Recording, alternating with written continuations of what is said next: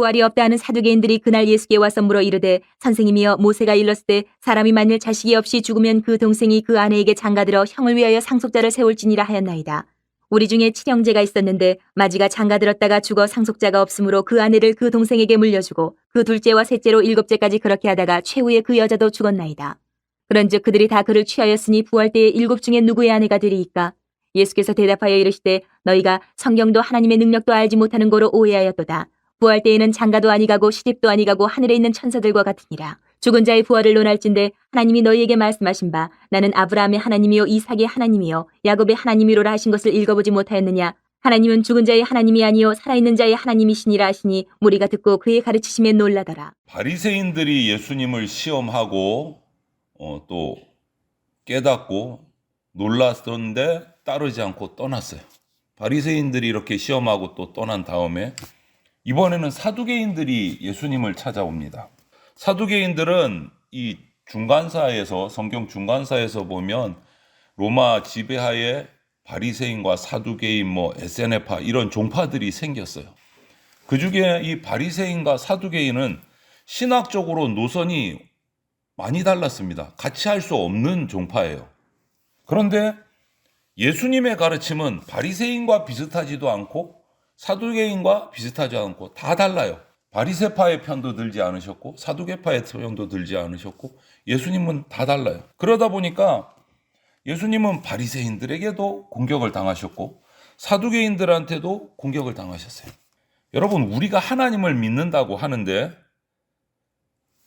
자신의 생각, 자신의 신념에 사로잡히면 하나님 말씀에 대해서 이 바리새인이나 사두개인처럼 똑같은 성경 말씀을 들고 있음에도 불구하고 자기 해석으로, 자기 생각으로, 자기 신념으로 해석하게 돼서 하나님을 대적하는 경우가 생깁니다. 같은 말씀을 보는데 말씀을 보는 기준이 자기 생각이고 자기 신념인 거예요. 그러다 보면 하나님과 대적하는 경우가 생긴다. 지금 바리새인도 그렇고 사두개인도 그렇고 꼭 그런 모습인 거예요. 사두개인들은 자기들의 교리를 합리화하기 위해서 극단적인 상황을 설정을 해서 예수님께 오늘 도전을 합니다. 율법, 구약 율법, 모세오경 율법에 보면 이런 율법이 있어요. 누군가 부부가 이렇게 결혼해서 부부가 됐는데 자식을 낳지 못하고 그 사람이 맏입니다. 상속자예요. 제일 첫째 아들이 자녀가 없이 그 상속자가 맏이가 죽고 아내만 남아있으면 가문을 상속할 수 없기 때문에 동생들이 형수와 결혼을 해서 상속자를 낳아줘야 돼요. 그런데 오늘 이 극단적인 상황을 보면 7형제가 있는데 사두개인들의 말에 의하면 그 첫째 형이 결혼을 했는데 자녀가 없이 형이 죽었어요. 그럼 둘째가 형수와 결혼을 해서 상속자를 낳아줘야 되는데 둘째도 자녀 없이 죽어요. 셋째도, 넷째도, 다섯째, 일곱째까지 계속 내리 그런 일이 생겼다면 부활 후에는 이 여인이 누구의 아내가 됩니까? 이렇게 예수님께 물은 거예요. 율법대로 한 거예요. 모세오경에 있는 모세의 율법대로 한 거예요. 그럼 부활한 다음에는 누구의 아내가 됩니까? 예수님께 이런 극단적인 상황을 가지고 질문을 하고 사두개인들의 교리는 부활이 없다라는 거예요. 부활이 없다는 거를 예수님께 주장하려고 이런 극단적인 상황으로 질문을 한 거예요. 여러분, 하나님의 말씀 진리가 있는데 하나님이 살아계신데 내 눈에 보이지 않는다고, 내가 이해되지 않는다고 그것이 하나님이 안 계신 게 아니다라는 거예요. 진리가 없는 게 아니다라는 거죠. 내가 이해를 못할 뿐이지 진리는 있어요. 내가 보지 못할 뿐이지 하나님은 살아계세요. 납득할 수 없다고 진리가 아닌 게 아닌 거죠. 이렇게 사두개인처럼 극단적인 억지 논쟁을 가지고 논쟁을 하는 것은 그냥 내가 잘 아니, 네가 많이 아니, 지적으로 장난치는 유희일 뿐이지 이거는 도움이 안 되는 논쟁인 거죠. 오늘날도 마찬가지입니다. 목회자가 신학 공부를 하거나 아니면 성도들이 성경 공부를 하는데 그 목적이 신앙의 유익이 되기보다 어떤 지적으로 그냥 내가 많이 한다 이것으로 만족하는 경우가 있어요. 야, 내가 그 신앙 공부는 초기 신앙 공부고 나는 성경을 몇십 번이나 읽었어. 좀 높아지면 내가 공부하러 갈게. 나하고 레벨이 안 맞아. 등등. 아니면 이 공부를 해서 내가 많이 알아가지고 어깨 힘 좀 주고 다녀야지. 여러분, 진짜 신앙은 말씀이 지식이 되는 게 아니고 말씀이 삶에서 실제로 나타나야 되는, 실천돼야 되는 것이 신앙이에요. 그렇지 않으면 자기 논리를 위해서 말씀을 막 이리저리 비틀어가지고 억지로 맞추는, 왜곡하는, 그래서 다른 사람들의 과의 그런 신앙생활에서 공격하는 수단으로 쓰이는 거예요. 오늘 사두개인처럼 자기 자신을 합리화하기 위해서 성경을 끌어다가 막 사용을 해요. 억지로 끼워 맞춰서. 그래서 자기 주장이 맞는 것처럼 합리화시켜가요. 여러분, 진짜 말씀을 공부하고 말씀을 읽고 묵상할 때는 내 생각을 내려놓아야 돼요. 내 생각을 내려놓고 내 주장을 내려놓고 겸손하게 하나님 말씀을 듣고 배우고 익히는 것이 바른 성경 공부고 바른 신학이고 진리를 찾아가는 올바른 자세예요. 그래서 이렇게 극단적인 상황을 가지고 억지로 자신들의 부활이 없다는 교리를 합리화시키려고 이렇게 들이미는 사두개인들을 향해서 29절에 예수님이 책망을 하십니다. 너희들이 성경도 하나님도 하나님의 능력도 알지 못해서 오해한다. 이렇게 책망을 하세요. 성경도 모르고 하나님의 능력도 모른다. 아니, 성경을 공부한 학자들이에요. 그런 사두개인을 향해서 너희들이 성경도 똑바로 모르고 하나님의 능력도 경험하지 못해서 지금 오늘 엉뚱한 해석을 한다. 오해하고 있다. 책망을 하십니다. 이들은 자기들이 정해놓은 신앙 논리를 사수하기 위해서 진짜 하나님의 말씀의 참 의미를 완전히 놓쳐버렸다는 거예요. 죽은 자도 살리시고 이 세상을 심판하시고 영원한 천국을 완성시키시는 그 하나님의 능력, 그것도 너희들이 놓쳐버렸다. 이러시는 거예요. 그냥 자기들의 합리화된 자기만족의 그 성경 신앙 논리에 빠져가지고 갇혀서 성경을 통해서 하나님을 못 만나고 있다는 거예요. 아무리 성경을 통독을 100번, 200번 해도 자기 생각으로 통독을 해버리면 이런 사두개인과 같은 모순에 빠질 수밖에 없다. 하나님이 빠져버린 성경이요? 그건 올바른 성경이 아니에요. 올바른 성경이 아니에요. 오늘 부활을 부정하는 사두개인들에게 주님이 이렇게 책망하신 후에 부활을 말씀해 주십니다. 증거를 해주세요. 그들은 율법, 모세 오경의 율법 규정을 가지고 이렇게 막 극단적인 궤변을 늘어놔 가지고 부활을 부정했지만 예수님은 그 대답이 뭡니까? 책망 후에 31절에 부활 때에는 장가도 가지 않고 시집도 가지 않고 천사들과 같이 된다.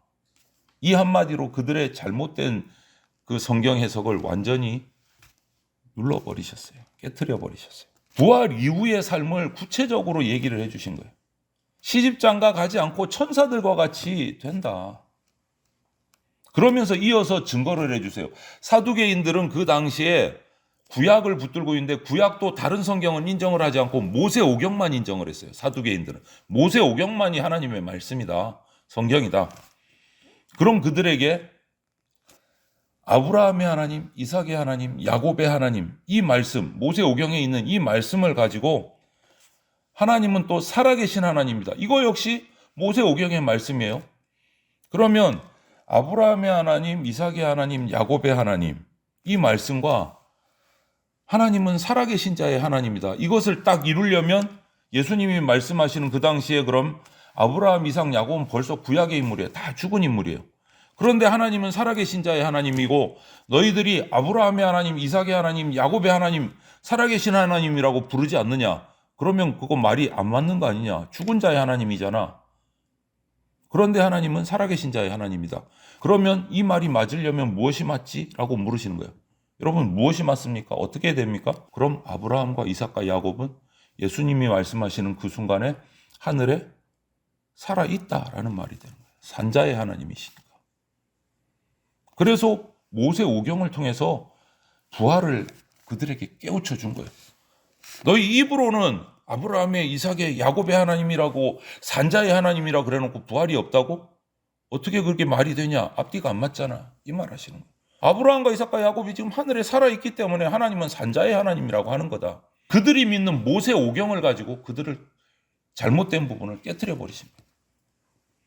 부활은 우리 하나님 백성에게 영생의 약속이고 소망입니다.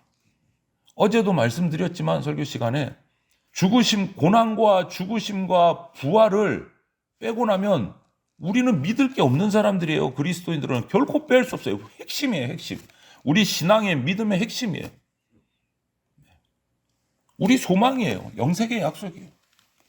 예수님의 고난과 죽으심과 부활을 통해서 우리가 구원받고 영생을 누리는 거잖아요. 우리의 소망이에요. 그걸 빼고 말할 수 없어요. 우리 속에서. 우리의 신앙은 죽음을 이기는 부활이 중심이에요. 이것을 절대 잊으시면 안 돼요. 이것을 믿으셔야 돼요. 이 땅의 삶에 집착하다 보면 오늘 이 사두개인과 같은 결과가 나옵니다. 부활이 달갑지 않은 거예요. 지금 사는 게 달콤하고 지금 사는 것이 급하고 여기서 조금만 더 잘하면 정말 넉넉하게 재밌게 살 수 있을 것 같은데 이렇게 땅에 집착하다 보면 은혜를 얻을 수가 없어요. 하나님 나라를 소망하는 사람에게는 부활이 은혜로 다가옵니다. 땅에 소망하는 사람은 부활이 걸림돌이 돼요. 난 지금 여기가 좋은데. 여러분, 부활 이후의 삶은 오늘 예수님께서 말씀해 주신 것처럼 이 땅의 상과는 비교할 수 없이 영광스럽고 충만한 삶입니다. 그거를 믿으시기 바랍니다. 죄로 죽을 수밖에 없는 우리, 그 한계가 있고 부족하고 허물과 죄로 가득 찬 우리를 예수님의 대속의 은혜로 완전히 해결해 주시고 주님과 함께하는 영광의 삶에 우리가 갈 수 있도록 해주신 거예요. 우리는 부활 이후에 그런 우리의 삶을 소망해야 됩니다. 그거 바라보고 이 땅을 살아가셔야 돼요. 오늘 바리새인에 이어서 사두개인들은요, 이런 극단적인 신앙 논쟁을 가지고 예수님을 넘어뜨리려고 도전장을 던진 거예요. 바리새인과는 다르게 또 부활을 믿지 않는 모세 오경만 따라가는 이들 사두개인들은요, 비현실적인 상황을 가지고 예수님에게 도전을 했다가 예수님에게 책망받고 자신들의 그 신앙 논리가 완전히 잘못됐다는 것을 오히려 반격을 당한 거예요. 모세 오경 안에서 부활 신앙의 근거를 딱 말씀해 주신 거예요. 할 말이 없어요. 입이 딱 막히는 거예요. 사두개인들이 부활 신앙을 부정하는 이유를 보면은요, 그들은 잘못된 성경을 해석을 해요. 왜? 그들이 잘못된 기준, 세계관을, 성경관을 가지고 있기 때문에 그래요. 사두개인들은 역사적으로 보면 철저하게 인간 중심이에요. 그리고 세상 중심이에요. 로마 쪽에 붙어서, 그 당시 식민지에서 로마 쪽에 붙어서 세상 중심의 세계관을 가지고 살았고, 그러니까 부활이 싫은 거예요. 이 땅에서 잘 살아야 되는 거예요. 부활은 없다는 거예요. 그런데 이 모습이 오늘날 우리에게도 연결이 돼요. 오늘날 세상에 합리주의적인 세계관을 신봉하는 사람들이 있어요. 과학적인 세계관을 신봉하는 사람들이 있어요. 그래서 과학적으로 증명되지 않으면 인정을 안 해요. 오늘날 사람들은 그렇지 않습니까, 여러분? 항상 무슨 얘기, 야, 그게 과학적으로 말이 되냐? 이게 우리 입에 붙어 있어요. 여러분, 우리 눈에 안 보인다고 다 없는 겁니까? 우리 눈에 안 들린다고 안 들리는 겁니까, 소리가? 아니잖아요. 우리가 보지 못하는 것이 훨씬 더 많습니다. 이 땅에는. 이 땅에 그러할진데 우주 만물을 창조하신 이 우주 온 예수님의 창조 세계 가운데 우리가 다 볼 수 있을까요? 아니요. 보는 게 더 작아요. 못 보는 게 더 많아요. 그런데 없다고요? 말이 안 되는 거지. 그런데 그리스도인들, 기독교 신앙을 가졌다고 주장하는 사람들 가운데서도 이런 얘기를 하는 분들이 있다는 거예요. 이런 얘기를. 야, 하나님을 보여주면 내가 믿을게. 불신자가 그러면 이해라도 돼요. 그리스도인들 중에 그런 분들이 계세요. 예수님의 부활을 역사적으로 받아들이지 못하는 사람들도 있어요. 여러분, 인간의 역사 속에 신앙의 성경의 역사는 같이 흘러오고 있습니다. 사실이에요. 역사적인 사실이에요. 그래서 그 역사를 주일 오후에 우리가 지금 배워나가고 있는 거잖아요. 사실을 증거하면서. 우리 기독교 신앙의 핵심이라고 할 수 있는 이 부활 신앙, 부활 교리를 믿지 못하는 사람은 오늘 본문에 등장한 예수님 말씀처럼 사두개인이 받은 책망처럼 성경도 하나님의 능력도 제대로 알지 못해서 삶의 길을 잃어버린 사람들이에요. 혹시 내가 그렇게 잃어버리고 헤매고 있지는 않는지, 세상에 빠져 있지는 않는지 우리가 날마다 살펴야 됩니다. 오늘 마지막 말씀을 보십시오. 무리들은 예수 그리스도의 말씀에 놀랍니다. 사두개인들의 논정을 보면서 깜짝 놀라요. 와, 대단하다. 그런데 그걸로 끝나요.